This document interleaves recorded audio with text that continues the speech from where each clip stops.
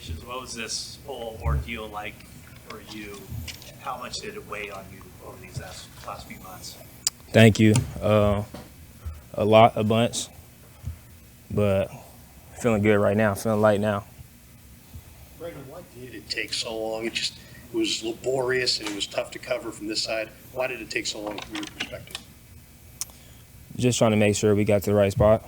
Just trying to make sure that everything was covered and make sure that we were good on both sides. Was there ever a time in this that you thought you were going to be playing somewhere else? And if so? I don't think there was times where I had to kind of, get my mind right for that being a possibility. Yeah. How do you go about getting your mind right in that situation? What do you mean by that? Just being open to whatever it may be. But ultimately, you wanted to stay here. Like, how much was that kind of the driving force between getting it done? Yeah, it's easy to say that now. Ultimately, yeah. I wanted to be in this position right here that I'm in right now, standing here, talking to y'all. But like I said, every day was different. It's negotiation. Every day is different, and just following my heart and myself in each day, and that led to here today. It seemed like there was no progress. This is part of the game, right? But all through preseason, Debo kind of came in and said that he was always trying to talk to you through this. He's been through the process himself. How did that kind of help you over the time in the course of contract negotiations, and then now to be back in the locker room with your guys? How has that chemistry been? Yeah, I talked to George. I talked to Bosa a lot. I talked to Debo a lot. Just trying to figure out certain things, get their feel for certain things, and just being able to talk with them through the process was huge. But also just being able to see them, be around them every single day. For now, just inserting myself right back in. It seemed like there was no progress for months and months and months. What do you think pushed this over the finish line? Like Kyle says, two sides want to get it done. In terms of conditioning, stamina, and just being ready to play Monday against the Jets? Ready to go. Is there anything you would, it obviously worked out, but is there anything you would tell yourself, something that you know now that you maybe didn't know months ago when this all began? No, not right now. Not right now. But maybe the next time around, I'll have some advice for myself down the road. I assume maybe if you just kind of kept quiet, maybe you plan on your fifth-year option. Did you kind of understand you might have to be a squeaky wheel, stir things up maybe just a little in order to kind of get some momentum and movement in this? Yeah, a little bit. Yeah, a squeaky wheel. That has to be silent sometimes. Know when to squeak. Just that whole balance, but yeah. How did you strike that balance again? Just leaning on my faith, just like I said, following my heart certain days, just being who I am, being true to myself. You've obviously known Ricky for quite some time. What was it like, the high of Thursday and Friday, and then with what happened to Ricky in the city? Yeah, that was a very traumatic experience for all involved. Just super happy that he's alive. We're able to see him and talk to him. But definitely not the news I was looking forward to on that day. But by the grace of God, he's still here with us. And we're praying for him. We love him. And just wishing him a speedy recovery. What was it like at the party when he was able to FaceTime with you guys? I wasn't there at that point, so I didn't get to talk to him on FaceTime. I got to talk to John earlier that day. John was with them, but I missed the FaceTime. Brandon, you're just coming back in, or started practicing again. Trent just came in. Obviously, what happened with Ricky is going to make a lot of people think about some things. We got the regular season coming up. Is this team mentally? Are you there? Are you ready to jump off right away into this season? I guess we'll see. Follow up on what he just asked. Correct me if I'm wrong, but you got engaged recently. Yes, ma'am. So being that took place throughout this process, you got a contract behind you. Do you feel like, it's a high time to go into week one against a big team and with a lot of hype around that game? How do you kind of feel going into it? Yeah, I feel like that kind of goes into your question too. I feel light. Like I said, I feel light. I feel more ready than if it didn't go out this way. So I'm super excited, feeling fresh, feeling renewed, coming with new energy. So just excited to play football again. Brandon, what do you think of the matchup Monday night with Sauce? That should be a hell of a matchup. Yeah, they got some good DBs. They got a lot of guys that we know. We know Saleh. We know JK over there. We're familiar with their scheme, so it's going to be a good matchup. Go through a negotiation like this, it's easy to just look at it and say, just take the most money. How much did you have to kind of, dial back yourself, say, hey, it's not just about the money, it's about situation and long-term and a quarterback, all that kind of stuff. Like, how did you kind of, factor in all the various things that go into it? I think I just had a feel for what I wanted, not just in terms of money, but in all those teams that you said. And ultimately, I wanted to be here, and I ended up being here. So I'm happy. I'm good. I'm happy. I'm ready to go. Brandon, congrats first off on the new contract. Did this process get more difficult as all of these other wide receivers were inking deals that were seemingly resetting the market? I don't think more difficult.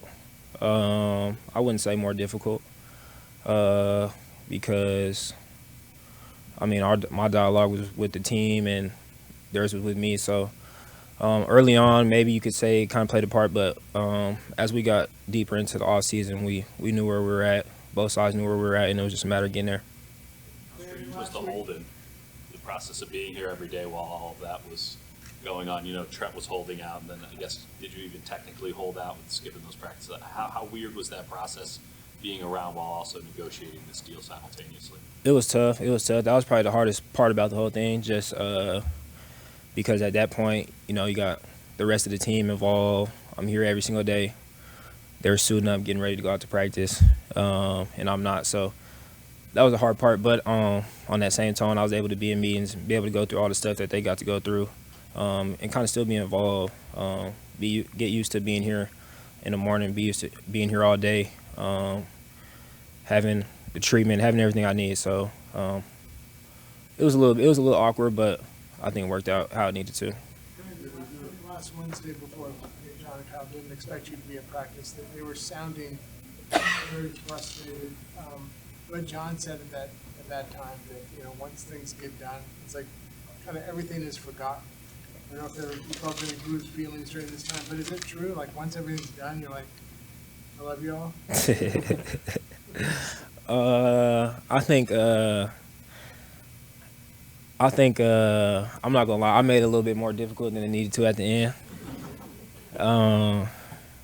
But yeah, it was like that from I'm not gonna say the whole entire time, but for about the past month, I think we were pretty good. Yeah. Do you feel more pressure on you after inking a deal like this to perform better or to change anything? Obviously, yes, but that was the reason why I wanted to get paid in such a manner, because that's the type of player I believe I am, and that's the player I want to continue to be, and that's the player that I strive to be. So I think it's more so putting that pressure on myself, and 4 pockets full. Thank y'all. Yeah, it's pretty much done. I hadn't signed anything, but I think we're. What was your goal? What did you look to accomplish through the holdout? Just security. Obviously, it's a volatile league.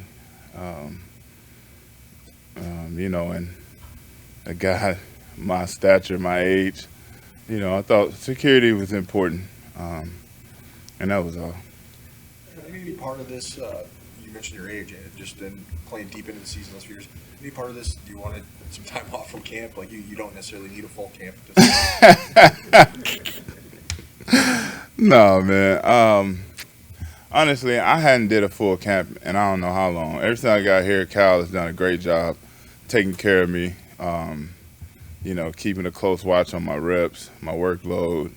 He hadn't asked a lot of me in the preseason game. So, for me, camp has never been, well, I can't say never. When I was a younger guy, of course, it was grueling. But, now I look at it as a good time to get to know your teammates, get to know some guys that probably won't be on your team, come week one, but guys that you end up knowing a lifetime. So I miss those opportunities to see the young guys put on their jerseys for the first time,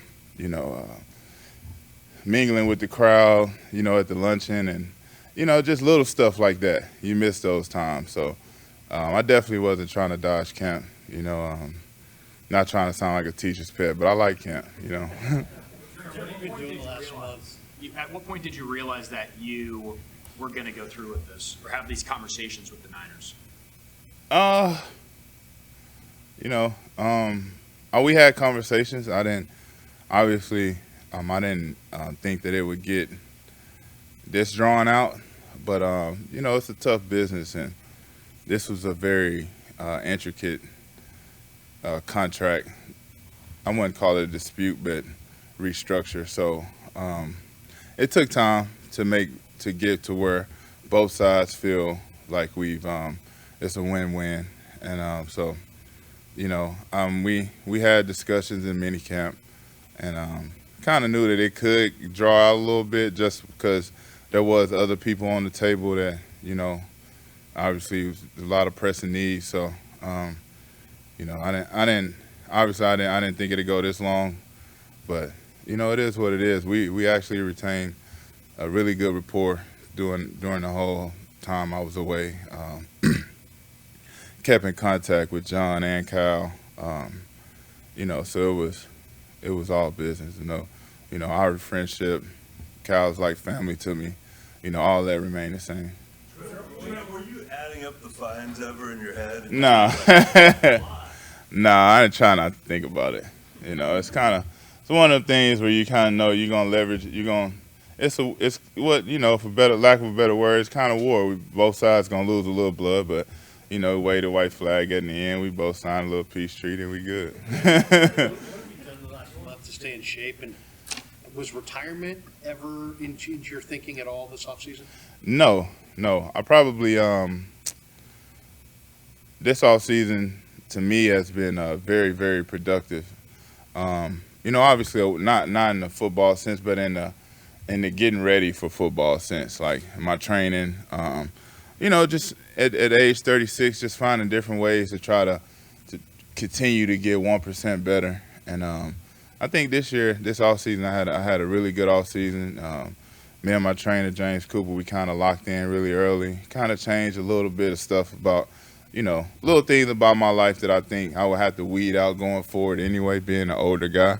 So, I felt really good coming off this offseason, to put it like that. A few years ago, you said that you might be able to play until you're 40 years old. Have you thought more about how long you want to keep playing? Has this process kind of allowed you to kind of think about the rest of your career? Yeah, of course. It lets me know that I'm still hungry. I still miss the game. I was dang there in a depression, having to get up and watch, around the league, go to every training camp, watching these joint practices, watching the preseason.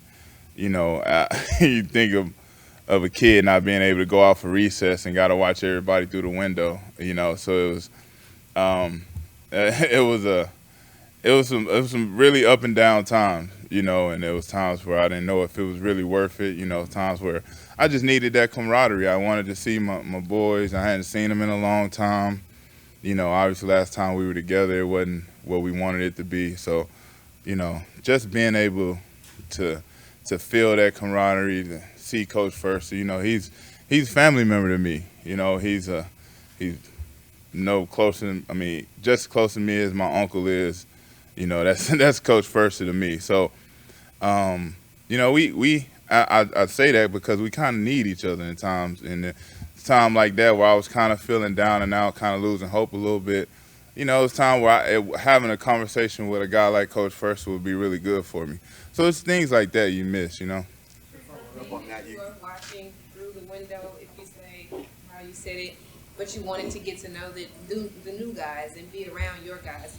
Having to watch from afar, who do you see that's kind of a newcomer to the team that you feel like can contribute right out the game? Oh man, I've seen a lot of good players actually.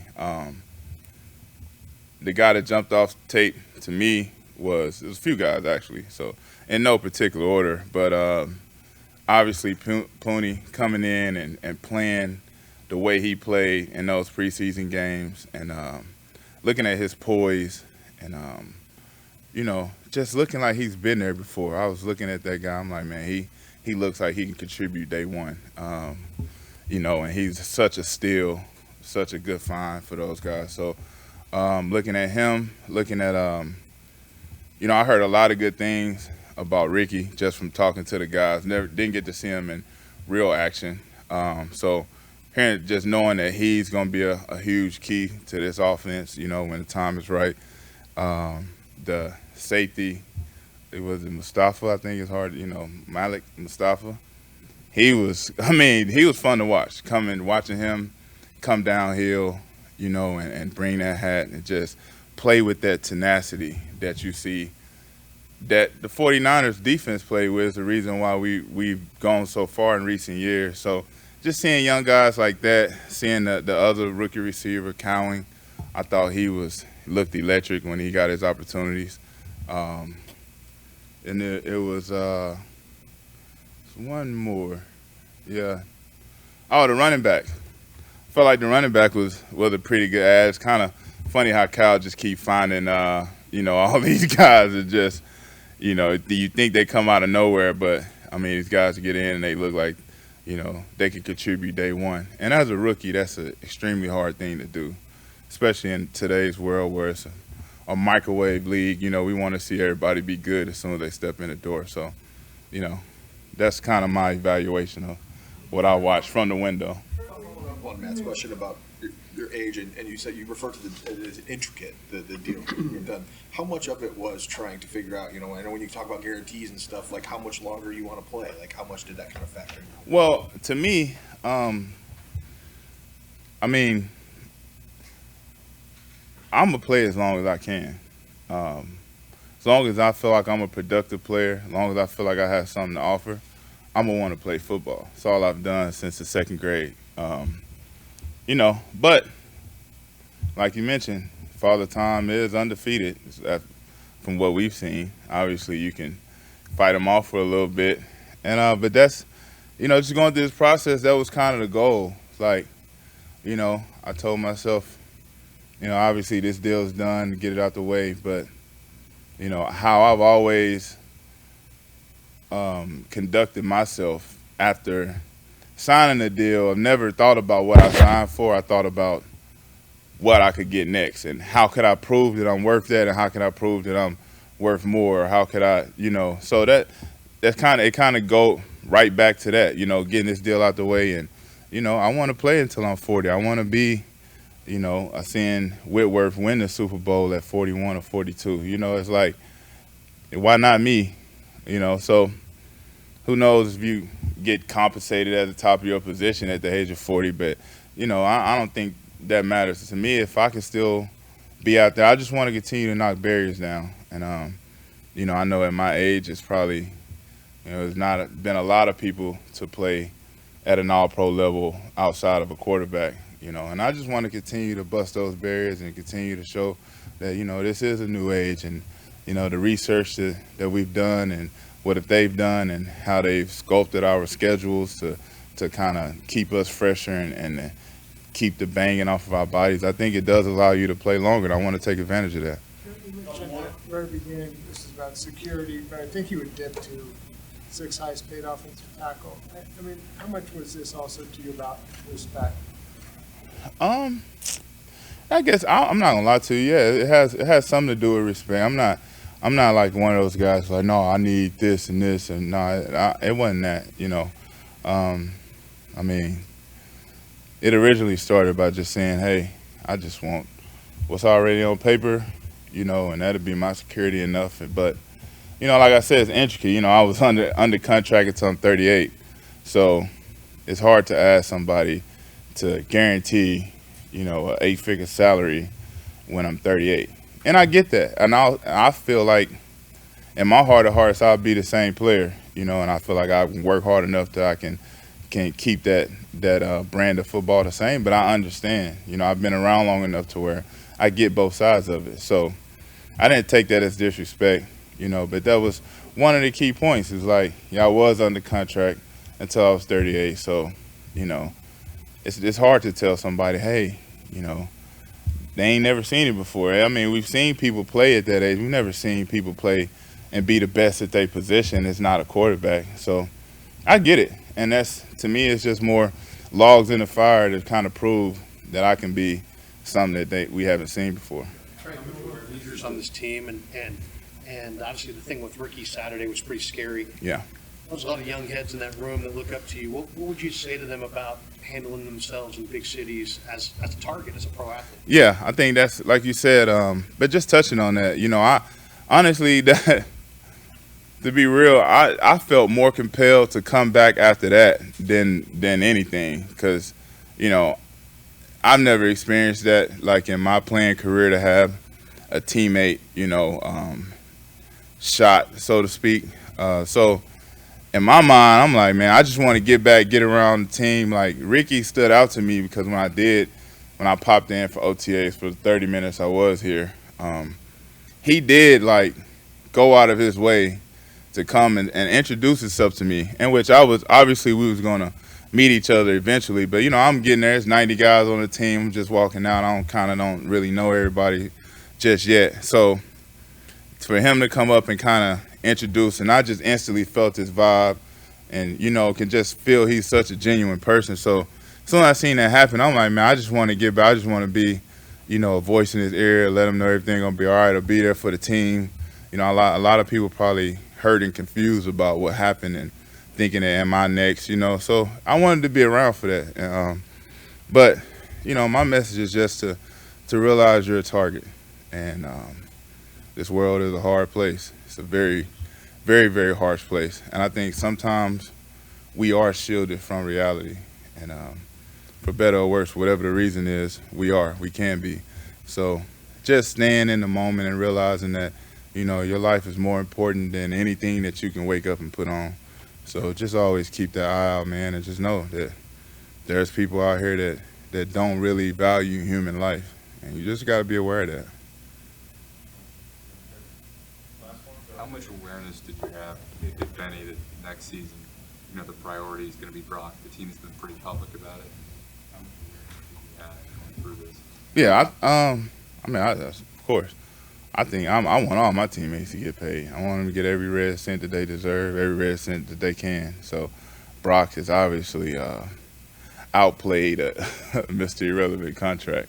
So I would be thrilled, absolutely thrilled, to not only see but to watch his life change, after something like that, because he deserves it. If there's any great American story that you can look for in the NFL, it's this one right here. Nobody ever thought that he could do what he did. Still doesn't look to par. When you bring in your last first-round quarterbacks, you're probably going to look at him and be like, he doesn't fit, but he's better than all of them. And I think his play speaks for itself. So super, super proud of him, man. I love the kid to death. He deserves every dollar coming his way. And, yeah, I want to be a part to help him get to what exactly he deserves. All right, fellas.